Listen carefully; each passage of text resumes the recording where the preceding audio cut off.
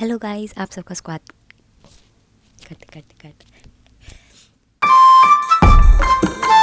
स्वागत है स्कॉटलैंड के चकाचौंध में।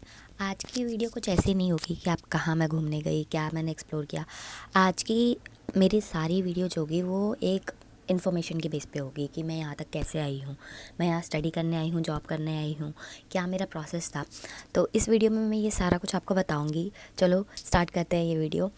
पहला सबसे मोस्ट इम्पॉर्टेंट क्वेश्चन, मैंने जब से यूट्यूब वीडियो बनाना स्टार्ट किया तो सब मुझसे पूछते हैं कि आपने मतलब आप करने क्या गए हो, आप स्टूडेंट हो, जॉब बेसिस में गए हो। तो फर्स्ट ऑफ़ ऑल मैं एक स्टूडेंट हूँ। मैंने अपनी बीकॉम और एमबीए इन फाइनेंस जो है वो दिल्ली से कर चुकी हूँ। फिर मेरे को लगा कि मुझे इसमें आगे परस्यू करना चाहिए, तो मैंने अपना CIMA करने आई हूँ यहाँ पे। वो है masters in finance and accounting Seema. तो मैं ये कोर्स करने आई हूँ यहाँ पे। यहाँ पे अभी जॉब का तो मेरा ऐसा कोई सिनेरियो है नहीं। रीज़न बिहाइंड कि पेरेंट्स ऑलरेडी यहीं रहते हैं। मैक्सिमम बच्चे तो यहाँ आके स्टार्टिंग से जॉब लग जाते हैं क्योंकि ऑब्वियसली पेरेंट्स नहीं है, हेल्प नहीं है। तो टच वुड मेरे पास ये हेल्प है। इसके अलावा कि एग्जैक्ट प्रोसेस क्या था, मैं आपको ये बिल्कुल बिगनिंग से बताऊंगी कि प्रोसेस क्या था।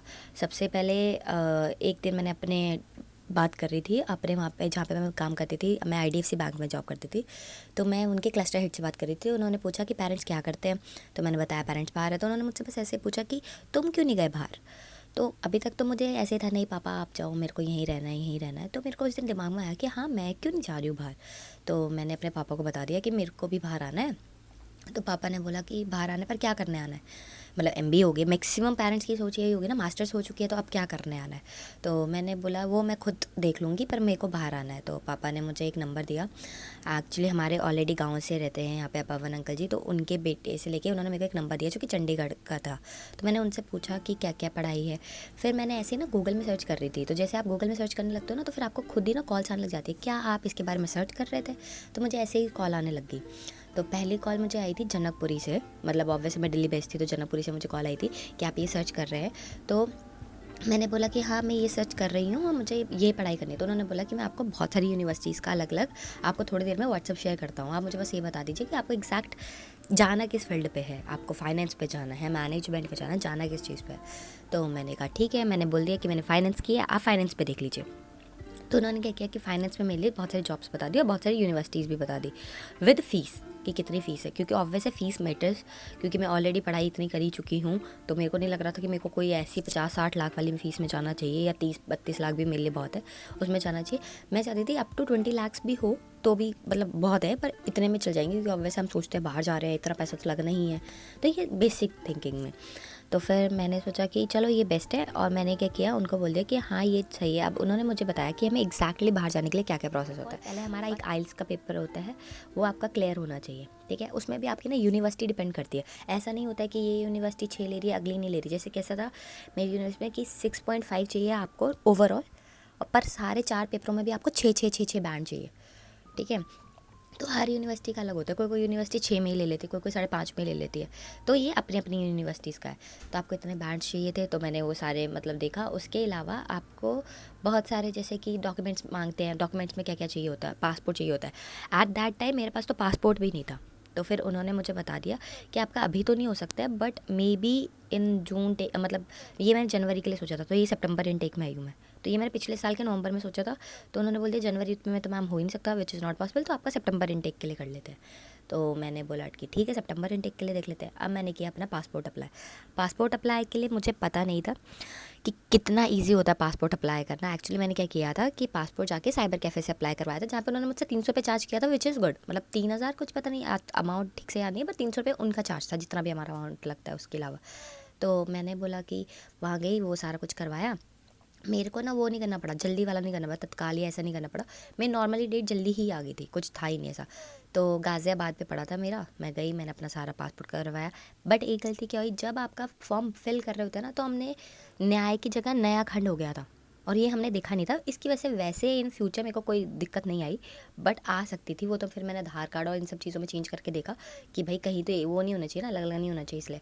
तो ये अगर आप खुद से करते हो, मैं सोचती हूँ अप्लाई, तो बहुत ईजी है। मैंने आप फर्दर मेरे मासी चाचू सबका खुद अप्लाई वो किया था। तो अगर आपको भी कुछ ऐसा करना हो तो आप मुझे बता सकते हो, या मैं यूट्यूब वीडियो बना दूँगी उसके ऊपर, या आप नॉर्मली बेसिकली यूट्यूब से भी देख लोगे तो भी कोई ना कोई वीडियो में होता ही है कि कैसे आपको अपना पासपोर्ट अप्लाई करना है। अब मेरा पासपोर्ट आ गया और जब पासपोर्ट आया था तो वेरिफिकेशन भी सोचो उसी दिन हो गई। बस मेरे को पुलिस स्टेशन के से एक कॉल आई और पुलिस स्टेशन वालों ने बुलाया, क्योंकि ऑब्वियसली मैं इंदिरापुरम में ही रहती थी तो उनकी वेरिफिकेशन वैसी थी। उन्होंने बोला मुझे आप अपने घर के डॉक्यूमेंट ले आओ, घर आपके पापा के नाम पे रजिस्टर्ड है तो ऑब्वियस है। तो मैं वो घर के डॉक्यूमेंट लेके गई, पूरे नहीं मंगवाए थे, फर्स्ट पेज और लास्ट के में भी 2-3 पेज मंगवाए थे। और ये सब करने के बाद मैं उनके पास गई, उन्होंने देखा तो उन्होंने मुझे बोला कि ठीक है आप जा सकते हो, आपकी वेरिफिकेशन हो गई है। तो मैं खुश हो गई, वाह। फिर लगभग 1 महीने के अंदर अंदर मेरा पासपोर्ट मेरे यहाँ आ गया। और जब मेरे यहाँ पासपोर्ट आया घर पे तो मेरा छोटा भाई था और मैं जॉब में गई थी, और उन्होंने बोला कि पासपोर्ट जो है वो मेरे को ही देंगे सिर्फ, मतलब और किसी को नहीं देंगे। तो इसकी वजह से मेरे भाई ने क्या किया कि अच्छा ठीक है फिर, अब दीदी तो है नहीं, और उसे जाने दिया और वो चला गया, मेरा पासपोर्ट चला गया। मैं डर गई कि अब क्या करेंगे, मतलब पासपोर्ट का क्या होगा। फिर पासपोर्ट वालों ने मुझे 1-2 बार और कॉल की और कॉल पे बताया कि आपको हम ना घर छोड़ जाएंगे, बट इंडिया है भाई, बेसिकली कुछ मतलब बोलते हैं ऐसा है, सबसे बड़ा पैसा है, कर लेते हैं। तो फिर हमने बोला ठीक है हम कर देंगे, आप जाके। फिर उन्होंने जाके बस ये चाहिए था, और उसके बाद जाके उन्होंने हमारे गार्ड भैया को ही दे दिया बिल्डिंग के, मतलब हम हमारे बोलने के बाद। तो फिर हमने वो लिया, और मेरे को याद है मैं हिमाचल में थी उस टाइम, हमारे घर में कुछ पूजा चल रही थी फैब में, तो उन्होंने वो उन्हें दे दिया। तो मैं खुश हो गई, वाह मेरा पासपोर्ट आ गया, ऐसा ऐसा करके। तो एक एक स्टेप बढ़ते हैं तो खुशी होती है। तो मेरा पासपोर्ट तो बन गया, ठीक है। पासपोर्ट के बाद नेक्स्ट स्टेप था, मैंने पासपोर्ट की फ़ोटो भेज दी उन्हें, आधार कार्ड, पैन कार्ड, ये सारा कुछ भेजना होता है आपको वहाँ, ठीक है। अब ये मैंने जो मैं ये वहाँ कह रही हूँ, इट मीन्स मैंने एक कंसल्टेंट से करवाया था कोर्स, ठीक है। तो ऐसा नहीं बोलूँगी कि मैंने खुद किया था, बट मेरे बैंक में एक सर आए थे, उन्होंने अपने बेटे का खुद प्रोसेस किया था। उन्होंने कहा था छाया वो भी ईजी है, बट अगर मैंने किसी और की हेल्प ले ली थी, क्योंकि वो कुछ चार्ज नहीं कर रहे थे, मतलब उन्होंने, मैं यहाँ बैठ गई हूँ अभी भी, पर उन्होंने कुछ भी चार्ज नहीं किया है। मतलब थैंकफुल हूँ मैं उनके लिए कि उन्होंने सारा प्रोसेस करवाया। और मतलब लोग चार्जेस करते हैं, क्योंकि चार्ज उन्होंने मुझसे क्यों नहीं किया, क्योंकि उनका क्या चीज़ होती है कि जब हम फीस भरते हैं तो college will pay for him, like कि आपने जो भी वो किया है तो कॉलेज से उनको पेमेंट आती है, तो इसलिए हमसे वो उन्होंने चार्ज नहीं किया था कुछ भी। तो ये प्रोसेस हो गया। अब सेकंड प्रोसेस के लिए उन्होंने मुझे बोला कि आपकी एक फ़ीस जाएगी। मेरे को एक ऑफ़र लेटर आया, ऑफ़र लेटर में ना 4-5 कंडीशंस थी, आपको कंडीशंस हटवानी होती है अपने ऑफ़र लेटर से, ऑफ़र लेटर जनरेट हो जाता है। अब मैंने यूनिवर्सिटी कैसे सेलेक्ट की, मेरे को बहुत सारे कोर्सेज़ आए और मेरे को सबसे अच्छा कोर्स फाइनेंस एंड सीमा वाला लगा, तो मैंने वही चूज़ कर लिया। मैंने कोई और देखी ही नहीं, इंटरनेशनल बैंकिंग एंड फाइनेंस था नहीं, जबकि मैं बैंकिंग कर रही थी, पर मेरे को फाइनेंस पे ही जाना था, तो मैंने सोचा कि वो ही बेस्ट है और मैंने वो चूज़ कर लिया। और दूसरी चीज़ मैंने ये भी देख रही थी उस टाइम कि घर के पास कौन सी है, बट घर के पास लिटरली नहीं है कोई भी, मतलब है वही यूनिवर्सिटी जो मेरी है, बट उसमें जो मैं कोर्स कर रही हूँ वो यहाँ की यूनिवर्सिटी के पास नहीं है, कैंपस अलग अलग है, ठीक है। तो ये तो मेरे लिए रॉन्ग हो गया, बहुत दूर पड़ी है मेरी यूनिवर्सिटी, बट अच्छी है यूनिवर्सिटी। अगर आपको यहाँ पे क्या होता है कि अगर आपको स्टडी करनी है, जैसे हम ऐसा नहीं कर सकते ना, हम दिल्ली यूनिवर्सिटी में पढ़ते हैं तो हम दिल्ली के किसी भी कॉलेज में चल जाएंगे पढ़ने के लिए, नहीं, यहाँ पे कर सकते हैं। पर आपको जस्ट जैसे कि आप मंडे टू फ्राइडे मान लो, ठीक है, मंडे टू फ्राइडे में आप मंडे जा सकते हो पढ़ने के लिए वहाँ पे, जहाँ पे जब आपकी क्लास है तब तो आपको अपनी बेसिकली यूनिवर्सिटी पे ही आना है। इसके अलावा तो उन्होंने मुझे बोला कि आपका तो वहाँ का एडमिशन हुआ है, आप देख लीजिए, मतलब कोई सा भी चूज़ कर लो। मैंने चूज़ कर लिया, मैंने बोला आप इसको फर्दर प्रोसेस कर दीजिए। फर्दर प्रोसेस के लिए उन्होंने कहा मुझे एक तो आपको 50%, एक उनका लेटर जो आता है उसमें लिखा हुआ होता है ऑफर लेटर में कि for to get a cash letter, cash letter ना कॉलेज रिलीज़ करता है, जब तुम्हारे पास कैश लेटर पहुँच गया है ना, then it means you are able to join the college, ठीक है। तो कैश लेटर रिलीज़ होने से पहले ना आपको वो पेमेंट करनी होती है यूनिवर्सिटी फ़ीस की 50%, तो ही आप कैश लेटर वो कर सकते हो। तो हमने अप्रॉक्स 60% पेमेंट करी थी, और 60% पेमेंट करने के बाद अब आता है हमारा आइल्स का पेपर। अब एक दिन एक कस्टमर आए थे मेरे बैंक में, जो कि क्योंकि हम बैंक्स में तो एनआर अकाउंट्स और ये सारा कुछ तो प्रोसेस करते ही है, तो वो यूके में ही रहते हैं लास्ट बहुत सालों से, आई थिंक मनीष ठाकुर नाम है सर का, और बहुत सालों से रहते हैं। तो उन्होंने क्या किया, मुझे बोला कि मैंने बताया कि अच्छा आप भी यूके में रहते हैं, मैं भी यूके में जा रही हूँ, मतलब मैं बहुत टॉकेटिव हूँ, तो मैं ऐसे ही कस्टमर से बात करते करते ऑब्वियस है हमें रिलेशन भी बिल्ड करना है, बैंक में तो रिलेशन तब तक बिल्ड तो नहीं होता है, ठीक है। तो मैंने बोला उन्हें कि अरे सर मैं भी जा रही हूँ और अभी बस मेरा आइल्स बचा हुआ है, बाकी मेरी सब हो रखा है पेमेंट वगैरह वगैरह। तो उन्होंने बोला कि क्यों, आप यूके ही तो एक ऐसी कंट्री है जहाँ पे आप विदाउट आइल्स जा सकते हो। तो मैं समझी नहीं कि विदाउट आइल्स कैसे होगा। उन्होंने बोला कि अगर आपका 12th 10th जो भी मतलब आपका एग्ज़ाम्स है, आपने जो भी मास्टर्स कर रखी हैं, इसमें अगर आपके इंग्लिश में एक क्राइटेरिया होता है उससे अच्छे मार्क्स आए हैं, देन आपका विदाउट आइल्स हो जाता है। उसके रिप्लेस में आपका एक क्रेडिबिलिटी इंटरव्यू होता है। Interview is equivalent to your aisles. जैसे उस इंटरव्यू में क्या था कि मेरे से पूछा भी था और मेरे से एक रिटर्न भी था, ठीक है। बट ऑब्वियस है वो आइल्स वाला हट जाता है ना दिमाग से, तो सबको लगता है अरे ईजी होगा, नहीं बहुत वैसा इतना भी ईजी नहीं था, बहुत अलग अलग क्वेश्चन थे। इवन मेरे को लगता है कि उसमें नहीं पूछा है, उसमें तो बेसिक हमारी इंग्लिश पूछी जाती है, उसमें बेसिक नहीं पूछा जा रहा था, उसमें सीधा यूनिवर्सिटी क्यों अच्छी है, क्या ही ऐसे कंपेरिजन में बहुत ही अच्छी है, ऐसे सच करके क्वेश्चन थे। तो उन्होंने बोला कि तुम वो कर लो, तो मैंने अपने एजेंट को बताया कि मेरे को तो ये पता लगा है कि मैं तो विदाउट वो भी कर सकती हूँ, तो मैं वैसा वाला इंटरव्यू फेस कर सकती हूँ जो कि मेरे सामने कोई पर्सन बैठा हो, जैसे अगर मुझसे ऐसे कोई बात कर रहा है तो मैं कर सकती हूँ। तो उन्होंने बोला ठीक है मैं चेक करता हूँ, आप मुझे ना अपनी कॉलेज से बहुत सारा कुछ मंगवाया था, लेटर ऑफ रिकमेंडेशन, MOA, ऐसे ऐसे करके ना बहुत सारा अलग अलग सी चीज़ें मंगवाई थी, जो कि मैं वहाँ गई और वहाँ पे मैंने कलेक्ट कर ली।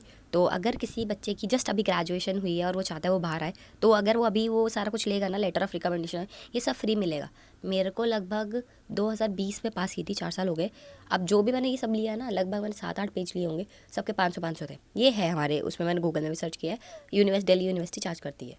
तो मैंने बोला चलो ठीक है, मतलब जो भी वो है, तो मैंने 500 दिए, क्योंकि मैं SOL से हुई थी, तो मैक्सिमम मुझे ऐसा ना हो कि ये ऐसे देखे हुए दिल्ली यूनिवर्सिटी में ये होता नहीं, पर मेरे SOL पे तो था, आप गूगल पे देख सकते हैं। तो फिर मैंने बोला कि चलो, अब वो सारा कुछ दे दिया, अब मैं ये सोची थी भगवान अब मैंने इतने पैसे भी लगा दिए, अब कुछ ना कुछ करके ये हो जाए कि मतलब मेरा विदाउट आइल्स वाला आ जाए offer letter. Then I receive एक और ऑफर लेटर मेरी मेल पे, और वहाँ पे ना वो कंडीशन हट गई थी, और मैंने उन ना सर को दिखाई, भेजी मैंने कि मेरे पास मेल आई है और मेल पे वो वाली कंडीशन है ही नहीं अब। और मैं बहुत खुश हो गई, मतलब बहुत खुश। अब क्या हुआ कि मेरी पेमेंट हो गई, सारा प्रोसेस हो गया। सर ने बोला तुम्हारा क्रेडिबिलिटी इंटरव्यू होगा, बट किसी ने मुझे कॉल नहीं किया। तो सर को मैंने बोला कि मेरे को तो कोई कॉल ही नहीं कर रहा, तो फर्दर प्रोसेस कर लेते हैं। तो उन्होंने कहा हाँ कभी कभी कोई कोई लेता भी नहीं है। तो मेरे को लगा चलो ठीक है, ये भी अच्छा ही हो गया, कोई टेस्ट ही नहीं होगा तो भी बढ़िया है, हम तो है ही इंडियन, हमें तो चाहिए ऐसे, जब ऐसे ही हो जाए बस। क्या हुआ, जैसे ही आगे हमने प्रोसेस बढ़ाने लगे शो मनी के लिए या कुछ भी, तो उन्होंने बताया कि आपका पहले तो क्रेडिबिलिटी इंटरव्यू टेस्ट होगा। तो मैं तो पहले डर गई कि क्या ही पूछेंगे, पर मैंने थोड़ी प्रिपरेशन तो हर पर्सन कर ही लेता है कि ये पूछ लेंगे, चलो क्या आप करते हो, आप क्या नहीं करते हो, तो आपका इंग्लिश में अच्छा। तो जब मैं क्रेडिबिलिटी इंटरव्यू देने लगी वहाँ पे, मुझे लगा मैं इकलौती बच्ची होंगी, नहीं, वहाँ पे ऑलरेडी 4 बच्चे थे और एक 5वीं मैम थी, ठीक है। तो जो मैम थी वो पहले बच्चे से पूछ रही थी, और वो बच्चा केरला से था, मतलब साउथ इंडियन था। अब मैं कंपैरिजन नहीं कर सकती हूँ, क्योंकि रीज़न है कि साउथ इंडियंस की इंग्लिश हमारी नॉर्मल नॉर्थ इंडियन से बहुत बेहतर होती है, ये तो मानना ही है। मतलब मैंने यहाँ पे देखा है कि बच्चे बहुत सही बोलते हैं, या हम ही बेचारे कम बोलते हैं, कुछ तो है, क्योंकि हम दिल्ली वाले तो आजकल इंग्लिश यूज़ करने लग गए, इंग्लिश और हिंदी का मिक्सचर कर दिया है, तो इंग्लिश तो है ही नहीं। पर केरला में ऐसा तो है नहीं, वो बहुत अच्छी। और वो ना उनको पूछ रही थी, और वो आंसर मतलब ऐसा लगा था दे रहा है, बट मैम को सही, मतलब होता है ना एक बात करने का वो नहीं होता। मैम ने उसे बहुत ज़्यादा डांटा और बोला कि नेक्स्ट टाइम तुम्हारा कल एक और बार होगा। उसके बाद एक लड़का था, उसका क्या सिनेरियो था कि वो ऑलरेडी तीसरी बार दे रहा था, ठीक है, और लगभग इन दोनों के टाइम पे 20-20 मिनट लग गई। तो मैंने बोला अरे यार अब मेरा नंबर आएगा, और जब तक मेरा नंबर आना था तो एक और लड़की थी, वो लड़की गायब हो गई, मतलब उसने दिया ही नहीं और वो हट गई जूम कॉल से, जूम पे हुआ था। तो फिर आया मेरा नंबर, तो पहले ही मैंने मैम को बोल दिया कि आप तो मुझे डरा ही दिया इतने, मतलब जब से मैं डांट ही सुन रही हूँ ना, तो मेरे दिमाग में हो गया। तो फिर उन्होंने कहा नहीं नहीं, वो उनको मैंने मौके दे रखे थे, वो वापस देखो ऐसे आंसर लेके आए। फिर मैम ने मेरा इंटरव्यू लिया। मेरा इंटरव्यू जेन्युइनली बहुत अच्छा गया, बहुत अच्छा गया, मतलब मैं एक्सपेक्ट नहीं कर रही थी। बट एक टाइम क्या हुआ कि मेरी बात करते करते मैम ने बोला आपने फ़ीस दे दी है, मैंने कहा हाँ जी फ़ीस दे दी है। तो बोला फ़ीस कैसे जमा की? तो मैंने क्या कर रखा था, हमारे कंसल्टेंट ने बोला था कि वो फ़ीस जो है कंसल्टेंट को देनी है, कंसल्टेंट को देने के बाद वो फ़ीस कंसल्टेंट अपने वहाँ से भेजेगा, which is not a good process, और मतलब सही प्रोसेस तो है ही नहीं ये वाला, उस मैम ने मुझे बोला। ठीक है, अब आपको क्या लग सकता है कि अरे भाई ये तो पैसे गए, मतलब सही प्रोसेस नहीं है का क्या मतलब हुआ, पैसे तो चले गए ना मेरे। तो मेरे दिमाग में ना अब यही आने लग गया, अरे मेरे पैसे चले गए ये वगैरह वगैरह। तो फिर क्या हुआ कि उन्होंने बोला कि तुम टेंशन मत लो, तुम्हारे पास कोई इनवॉइस तो आई होगी, आपने पेमेंट करी है? तो मैंने कहा हाँ जी आई है। कह रहे आपने मुझे वो शेयर कर दो मेरी ईमेल आईडी में, मैं चेक कर लेती हूँ यूनिवर्सिटी के साथ, क्योंकि जो आपका क्रेडिबिलिटी इंटरव्यू लेता है ना, वो पर्सन होता है जो आपकी यूनिवर्सिटी ने सेलेक्ट कर रखा था हर कंट्री में। ठीक है, तो मैंने कहा चलो ठीक है। और उस टाइम मैं इंटरव्यू के बीच में एक बार तो रो भी गई कि अरे इतने मतलब मेरे पैसे अगर डूब जाएंगे तो मैं क्या बोलूँगी, क्योंकि क्या हुआ था, हम एजुकेशन लोन ले रहे थे। ठीक है, तो एजुकेशन लोन के लिए हमारे मतलब बेसिकली मम्मी की मायके की साइड से है, तो उन्होंने हमें बोला था, पवन अंकल जी ने, कि आप लोन मत लो, लोन पे क्या होता है इंसान फंस जाता है, बहुत ज़्यादा इंटरेस्ट पे करना पड़ता है। अभी हम सब हेल्प कर देते हैं, तो मतलब मैं किसी को ऐसे वो नहीं कर सकती हूँ। अब जैसे सबके उसमें क्या होता है स्टोरी पे कि नहीं हमारे पापा की साइड से अच्छे नहीं है, मम्मी की साइड से अच्छे नहीं है। मैक्सिमम मैंने सुना है कि पापा की साइड से तो बोलते ही हैं लोग, चलो मम्मी की साइड का तभी भी वो कर ले। तो बट टच वर्ड मैं उस फैमिली में बिलोंग करती हूँ जहाँ पापा की साइड के भी लोग इतने ही अच्छे हैं जितने मामा की साइड के अच्छे हैं, मतलब बहुत अच्छे हैं। ऐसे कोई हेल्प कर दे ये बहुत बड़ी बात होती है। तो उन्होंने सबसे बात करी और सबने हमारी हेल्प कर दी। तो वो जो पैसा हमने लोन का सोच रखा था वो हमने लोन नहीं लिया, ठीक है। हमने बेसिकली वो आपका क्या कर दिया कि सॉरी बीच में कॉल आ रही थी। तो हमने बेसिकली क्या किया कि उन सब ने हमारी हेल्प करी और हमने फ़ीस दे दी। अब मेरे दिमाग में आ रहा कि हमने लोगों से हेल्प करके लोगों ने हमें दिया और वो पैसे चले ही गए, तो अब क्या बोलूँगी। तो मैंने उसे बोला कि अरे मैं तो पापा को बता भी नहीं सकती। तो उसने बोला कि अभी मत बताओ पापा को, क्या करो पहले मुझे चेक करने दो कि फ़ीस पहुंची है यूनिवर्सिटी या नहीं पहुंची है, ठीक है। तो मैंने कहा चलो ठीक है, मैंने पापा को नहीं बताया। मैंने बस उन्हें बोला कि हाँ एक इंटरव्यू था, मतलब बहुत अच्छा गया इंटरव्यू, लगभग क्लियर ही हो गया। पर क्या हुआ था कि मैम ने पूछा था कि आपने UWS क्यों चूज़ किया है। तो जो मेरे को वैलिड लगा था मैंने आंसर दिया था, पर मैम ने बोला कि नहीं आपको ये मुझे रिटर्न करके लिख के देना है और अच्छे पॉइंट्स होने चाहिए। तो मैंने रिटर्न के लिए सोच लिया कि ठीक है। फिर उन्होंने बोला अगर नहीं वो रिटर्न पसंद आता है तो फिर कल वापस होगा आपका इंटरव्यू। तो मैंने कहा चलो ठीक है। अब मैं घर आती हूँ और मैं बैंक से ही, एक तो हमारी छुट्टी, भाई साहब बैंक में हमारी छुट्टी ना बस सुबह 9, और ये जो आते हैं ना आजकल के, एक पुणे में एक लड़की ने और हमारे फाइनेंशियल मिनिस्टर ने अभी वो दिया कि प्रेशर झेलना सीखो ये वगैरह वगैरह। प्रेशर कैसे झेलना सीखे मेरे को समझ नहीं आती। इंडिया ही एक ऐसी कंट्री है जहाँ पे आपकी एबिलिटी से कम सैलरी दी जाती है आपको। पहली बात तो ये रियलिटी है, ठीक है। क्योंकि यहाँ पे कंपटीशन इतना है, अगर मैं खड़ी हूँ कोई और खड़ा है, कोई और खड़ा है, मैं मतलब मैं पढ़ के आई हूँ, मेरी एबिलिटी है, मैंने बोल दिया कि नहीं नहीं मैं ये 30,000 की सैलरी की होती है मैं नहीं लूँगी, तो क्या करेंगे मुझे रिप्लेस करके कोई और होगा, क्योंकि पॉपुलेशन ही इतनी है वहाँ कि तुम नहीं लोगे तो कोई और ले लेगा। और वो जो सबसे छोटी बेसिक पे ले लेगा ना उसे सेट कर देंगे कि इसमें काम हो जाता है। और वर्कलोड ऐसा दे देते हैं अलग लेवल का। तो जैसे कि सुबह आप 9 बजे गए हो तो मे बी आपका शाम के 9 ही बज जाते थे घर आते थे। बैंक के 8 साढ़े 8 बजे बंद होता था। तो मान लो मैक्सिमम तो 8:30 ही बंद हुआ है। कभी कभी ऐसा हो जाए ना कोई बोले नहीं 8 बजे बंद हो जाता था, तो ठीक है। और कस्टमर्स डीलिंग तो बंद हो जाती है बट उसके बाद का काम स्टार्ट रहता है हमारा। तो क्या हुआ कि मैं एग्जैक्ट उस दिन 9 ही बज गए आने के लिए घर पे। मैंने कहा लो अभी तो मैंने वो बनाया नहीं। मैंने रात के 11 बजे तक मेरे बेस्ट फ्रेंड की हेल्प लेके मैंने 11 बजे तक वो पूरा वो किया। तो मेरे बेस्ट फ्रेंड ने मतलब मुझे खुद ही ढूंढ के दिए कि ये देखना ये वाला इंपॉर्टेंट वो है। तो मैंने वो सारा कुछ और हाईलाइट करके मैंने मैम को मेल कर दी, ठीक है। और फिर मैंने उन्हें व्हाट्सएप में मैसेज कर दिया कि सॉरी मैम लेट हो गया था थोड़ा, बट अब मैंने आपको मेल कर दिया। सुबह अप्रॉक्स 11 बजे आई रिमेंबर मैंने एक सूट पहन के गई थी उस दिन ऑफिस। तो मैंने ऐसे बैठी हुई थी और मैंने देखा कि मेरे उसमें ना व्हाट्सएप में एक मैसेज आता है, congratulation you clear your credibility interview. और फिर मेरे and we already send you the mail. मैंने मेल चेक की, ओ माय गॉड, मतलब मैंने मैम को इतनी बार थैंक यू बोल दिया, ऐसा लग रहा था सब सही। बस फिर मैंने मैम को बोला प्लीज़ मेरा वो चेक कर लो कि वो पैसे आए हैं कि नहीं आए हैं यूनिवर्सिटी के पास। तो मैम ने बोला ठीक है। फिर मैम का उसके नेक्स्ट डे ही रिप्लाई आ गया कि यूनिवर्सिटी ने रिसीव कर लिया। तो मतलब वो प्रोसेस थोड़ा अलग था बट बाकी मेरे पैसे पहुंच गए थे। तो मैं खुश हो गई उस चीज़ में कि चलो ये भी सही हो गया ये भी सही हो गया। अब आ गया शो मनी का पॉइंट। अब आपको करना है 20 लाख रुपए अप्रॉक्स, मतलब 19 लाख कुछ अप्रॉक्स शो करने थे ऐसे, ठीक है। तो अब मैंने सोचा कि क्योंकि क्या हुआ था कि जब पैसा इंडिया पापा ने भेजा था तब रेमिटेंस चार्जेस लगे थे, जब वापस इंडिया से बाहर गया था तब रेमिटेंस चार्ज लगे थे। तो हमारे चार्जेस में आधे पैसे तो कट गए थे। तो फिर मैंने बोला अब शो मनी का कैसे करें, क्योंकि हमें किसी ने पहले बोल रखा था कि शो मनी इजीली हो जाएगी, हेल्प हो जाएगी ऐसे ऐसे करके, और बाद में फिर वो नहीं हो पाई। तो फिर मैंने अपने बेस्ट फ्रेंड को बताया कि यार ऐसा ऐसा हो गया।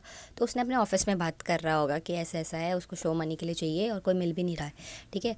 तो मतलब टच वुड आपका बोलते हैं ना भगवान जी होते ही हैं, वो वाला सिनेरियो है ये। मतलब मैंने सब देखा जैसे कि मामा और ने हेल्प कर दी ऐसे कर दी। तो कहीं ना वो पॉजिटिविटी है और मैं बिलीव करती भी हूँ भगवान पे। तो सोचो कि उन्होंने बस अपने ऑफिस में बात की तो उनके सर, अमित सर नाम है, सोचो मेरे बेस्ट फ्रेंड के अमित सर ने बोल दिया कि ठीक है मैं दे दूंगा शो करने के लिए, शो ही तो करना है अकाउंट में बैलेंस। और ये बहुत बड़ी बात है क्योंकि ना ये मेरे पापा की साइड से है ना ही ये मेरी मम्मी की साइड से है। तो ये कोई भी साइड से नहीं है, ये मतलब ह्यूमैनिटी इतनी इतनी बेस्ट ह्यूमैनिटी, मतलब मैंने ऐसा लग रहा था कि ये सही में बहुत मतलब बहुत अच्छे सर निकले। मतलब मेरे को निकले क्या मतलब है, बट उस टाइम के पॉइंट में होता है ना कि यार कोई हेल्प नहीं कर सकता तो कौन हेल्प करेगा ऐसे करके। तो बेसिकली उन्होंने हमें बस मतलब टचवुड ऑब्वियस है कि हर आदमी के पीछे ना मतलब औरत का वो होता है। तो देखो कि मैम ने भी, उनकी वाइफ भी इतनी प्यारी है कि उन्होंने बोल दिया कि हाँ आप हेल्प कर दो। तो उसी दिन सर ने मेरे को बस आज बोला है, कल अकाउंट खोला मेरा और उसमें ही सर ने पैसे डाल दिए कि ये लो तुम्हारे शो मनी। और वो शो मनी लगभग 2-2.5 महीने सर ने मेरे पास रख दिए कि तुम ये यूज़ कर लो। और जब मेरे वो शो मनी वाला पोर्शन भी हो गया उसके बाद क्या होता है कि आपको वीज़ा तक वो शो मनी दिखाना होता है। जैसे शो मनी का तो सिर्फ 28 दिन का था, 28 दिन दिखा दिया। उसके बाद मेरा वीज़ा लगा। अब मैं वीज़ा के लगाने के लिए गई तो वहाँ पे मैंने जल्दी जल्दी करा, क्योंकि मेरे को हिमाचल जाना था एक शादी पे। और मैंने ना अपना ऑफिस छोड़ दिया था, मतलब 3 महीने का रिज़ाइन पीरियड दे के 6 अगस्त को मेरा सारा कुछ हो गया था ख़त्म। तो फिर मैंने सोचा था कि 10 अगस्त तक हो जाता, तो 11 की शादी थी, पर ऐसा हो नहीं पाया मेरे को। मतलब मंडे के दिन एक जल्दी करके भी अपना वीज़ा अप्लाई कभी, तो जल्दी करके भी मेरे को वहाँ गई मैं, अपना वीज़ा अप्लाई करवाया। उसके बाद वीज़ा में जब मैं वहाँ गई तो उन्होंने बताया कि आपने बेसिक किया है, कभी कभी ये जो है लगभग 20 दिन ले लेता है। तो उस दिन आई रिमेंबर कि 12 अगस्त थी। 20 दिन का मतलब बोल रहे हो लगभग सितंबर, 2 सितंबर, और 9 सितंबर से तो मेरी क्लासेस थी। तो मैंने बोला कि आप क्या करो ना, मेरा जल्दी वाला कर दो, फिर प्रायर वीज़ा कर दो। प्रायर वीज़ा में मैंने वहाँ पे टोटल पेमेंट वापस की थी 57,000 रुपीज़ ऐसे करके, ठीक है। तो 57,000 रुपीज़ मैंने पेमेंट करी वहाँ पे एक्स्ट्रा, जबकि मैं ऑलरेडी करके गई थी। अब पेमेंट्स का भी ना हमारे पास बहुत सारे स्लैब्स हैं। अब सब सोचते हैं कि अरे कैसे वीज़ा अप्लाई, जैसे कि अब अगर मैंने एक बेसिक यहाँ पे हेल्थ इंश्योरेंस ली, पहले वो 80,000 हुआ करती थी, इस साल से चेंज होके वो पता कितनी होगी, 1,29,000 होगी समथिंग। और मैं क्रेडिट कार्ड से पेमेंट करनी होती है, वो तो क्रेडिट कार्ड ऑल्सो चार्ज 2%, तो 1,34,000 कुछ आया मेरा, सोचो। तो मैं कह रही अरे 80,000 से इतना बड़ा अमाउंट बढ़ गया। और जो कि इसमें भी हेल्प मतलब पापा की साइड से की थी बुआ ने, तो सब मैनेज हो रहा था। तो मैंने कहा चलो ये भी ठीक, मतलब ज़्यादा लग गए, अब क्या कर, मैं कुछ कर भी नहीं सकती हूँ। फिर वहाँ गई, 57,000 वापस लगे। 57,000 लगने के बाद मेरा वो वीज़ा सिर्फ 4 दिन के अंदर मेरे घर पे वो स्टैंप लग के आ गई कि आपका स्टूडेंट वीज़ा। आजकल ना स्टैंप नहीं लगती है, आजकल एक ये कुछ ऐसा सा दिखता है, ये मतलब पेपर चिपकाया हुआ है। तो इट्स लाइक कि कोई पेपर चिपकाया हुआ है, और ये मेरी 2 इमिग्रेशंस की स्टैंप लगी हुई है। सो मैंने ये देखा कि ये मेरे पास आ गया है, तो मैं बहुत ज़्यादा खुश हो गई। और अब पॉइंट है कि मैं यहाँ पहुँच चुकी हूँ और मैं अच्छी पढ़ाई कर रही हूँ। और ये मेरा एग्जैक्ट प्रोसेस था कि क्या क्या मैंने किया। वीज़ा लग गया, वीज़ा के बाद जिस दिन वीज़ा आया मैंने उसी दिन फ़्लाइट बुक कर दी। रीज़न था कि आप जितनी लेट फ़्लाइट बुक करोगे उतना ही डिले होगा। तो मैंने अपनी फ़्लाइट बुक कर दी थी। मेरी फ़्लाइट कुछ 74,000 कुछ की पड़ी थी उस टाइम। तो मैंने ये सारा कुछ करके 5-6 तारीख को यहाँ पहुँच गई हूँ अपने स्कॉटलैंड। अगर अब क्वेश्चंस कैसा होता है कि मैंने ये प्रोसेस क्या किया, ये तो मैंने पूरा बता दिया आपको। मैं स्टूडेंट वीज़ा पे आई हूँ, जॉब पे नहीं आई हूँ।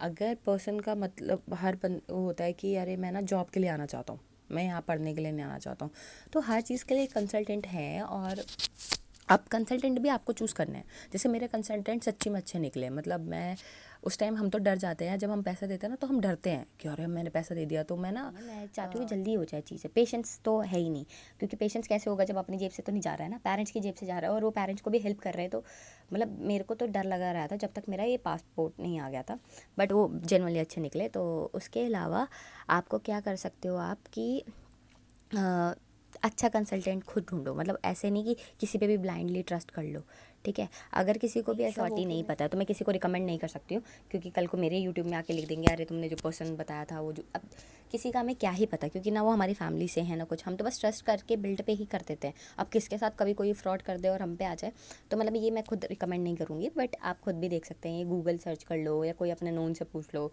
ऐसे करके।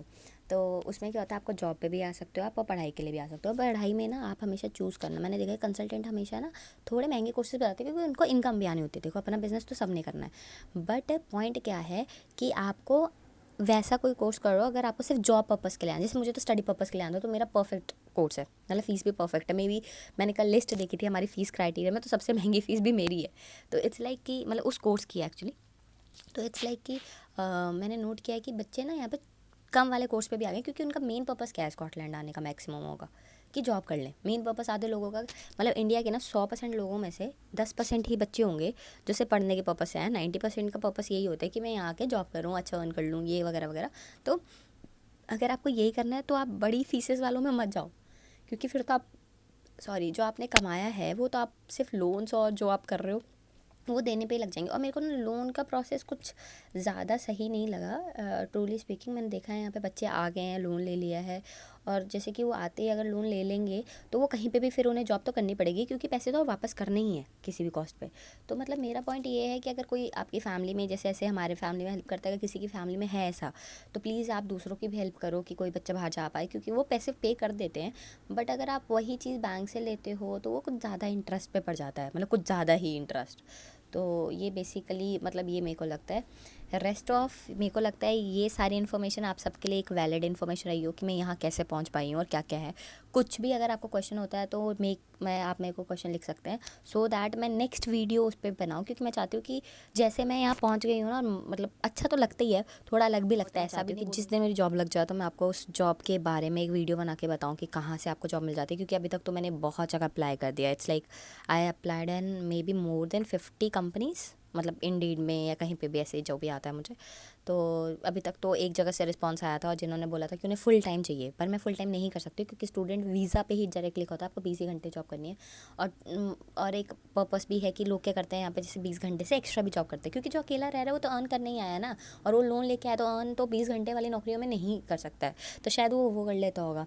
तो मेरे पेरेंट्स तो जैसे रिकमेंड करते हैं कि नहीं हमें कोई वो नहीं है या तू कर भी मत, पर मैं घर पे बैठ के क्या करूँगी, यहाँ तो कोई पड़ोसी भी नहीं जानते एक दूसरे को, तो कुछ खास है नहीं। तो जब मेरी जॉब लग जाएगी और जिसमें भी लगेगी तो मैं पक्का उसके ऊपर एक वीडियो बनाऊंगी।